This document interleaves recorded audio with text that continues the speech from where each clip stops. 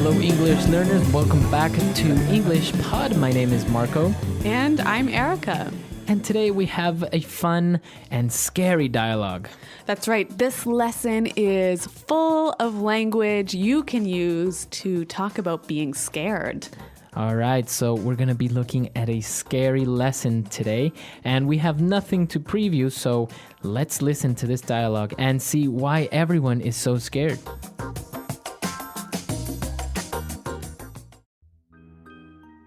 Eddie, why are we at this scary-looking mansion? It's like ultra spooky. I told you already, Shabby. The owner of the house says there's a ghost haunting his house, so we have to go in and investigate.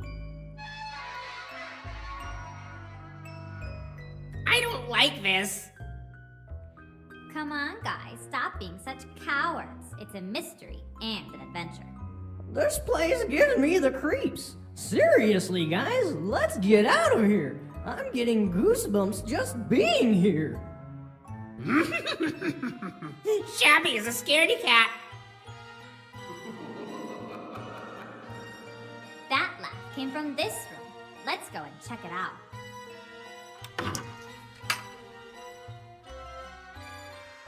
Look, a ghost! Run!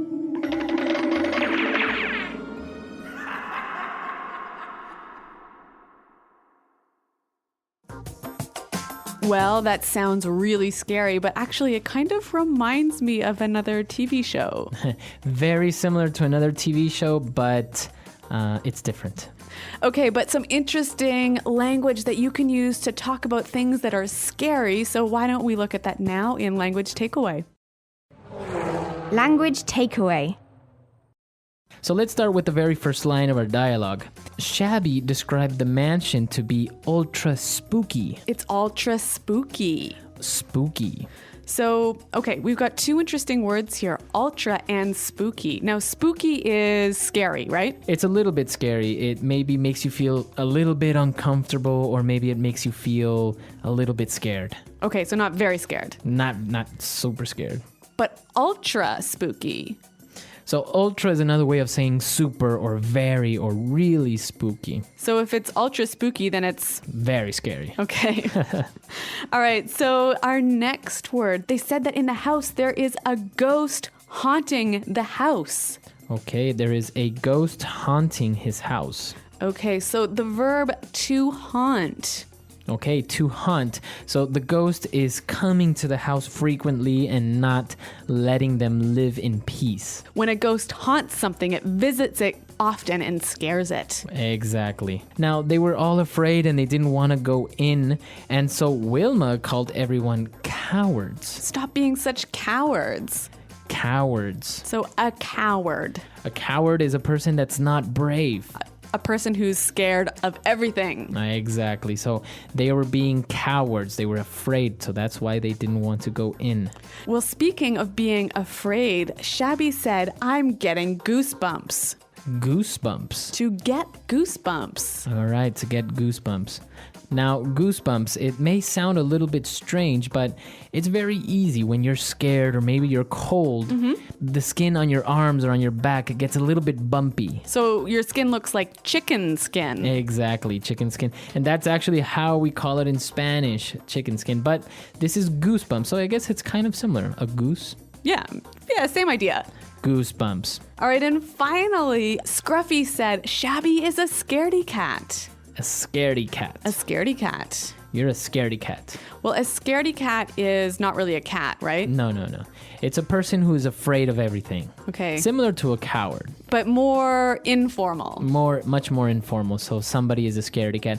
And I think even a little bit more juvenile. As So adults. children use it. Yeah, as adults, you wouldn't say he's a scaredy cat.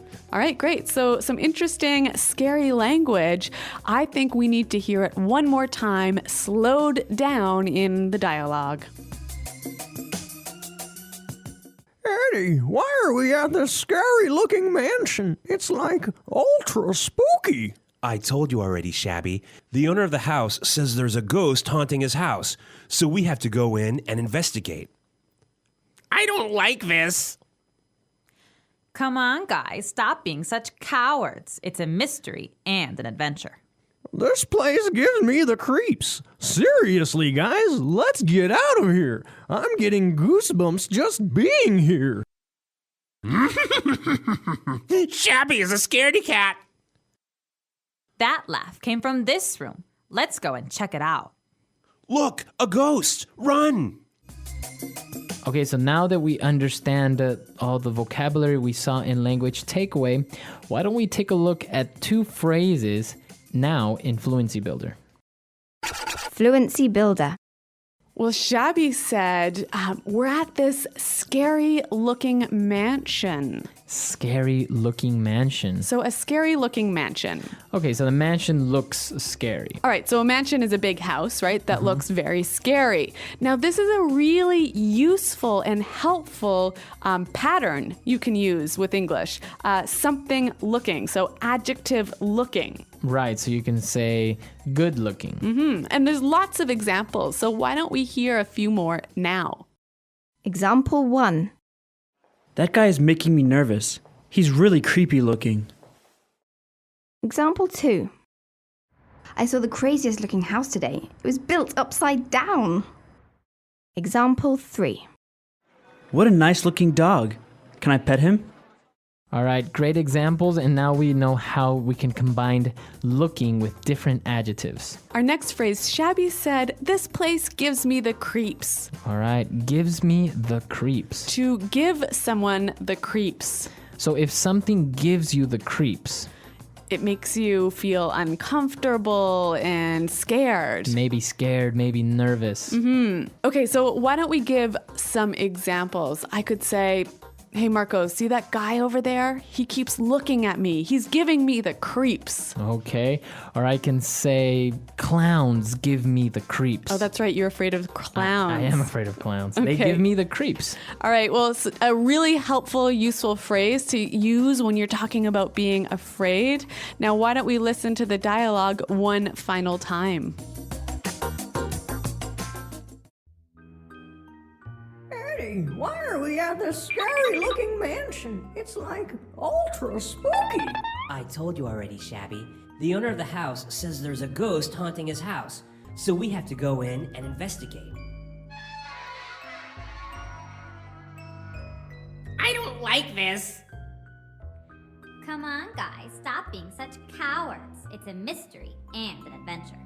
This place gives me the creeps. Seriously, guys, let's get out of here. I'm getting goosebumps just being here. Shabby is a scaredy cat. That laugh came from this room. Let's go and check it out.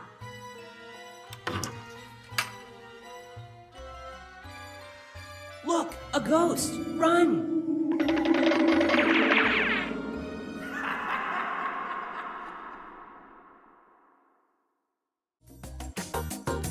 Okay, so an interesting dialogue about ghosts and haunted houses.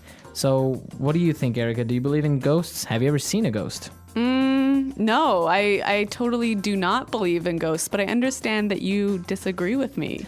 Well, I've experienced strange things, but I don't know if it was a ghost or an alien. I don't know. It could have been anything. An alien. An invisible alien. Okay. So what happened? Well, once I was having dinner with my parents, and we had a table, and on top of the table there was a glass full of water.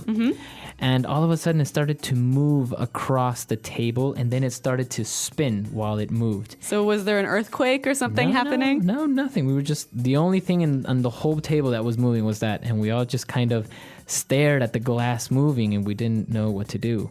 And then my mom started kind of giggling, a nervous laugh, and we really didn't know what happened. Now, I understand that in Latin America, people are more superstitious. They believe more in ghosts, right? Exactly. In Latin America, people are very superstitious. They believe in ghosts or in spirits, or we have a lot of urban legends about, like a leprechaun that lives under a bridge, or, somebody's grandma that comes and haunts them or visits them at night and stuff like that. So yeah, Latin American people are very superstitious in this sense. Yeah, I think in Anglo countries, it's a little bit less common to say that you believe in ghosts. Like maybe inside you think ghosts are true, but you wouldn't really tell people that.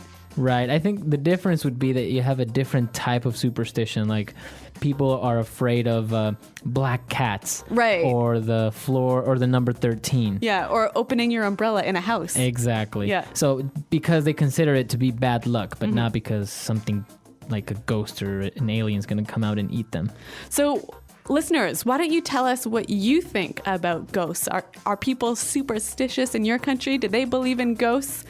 Come to our website, englishpod.com, and let us know, and we'll see you guys there. Well, thanks for downloading, and goodbye. Bye.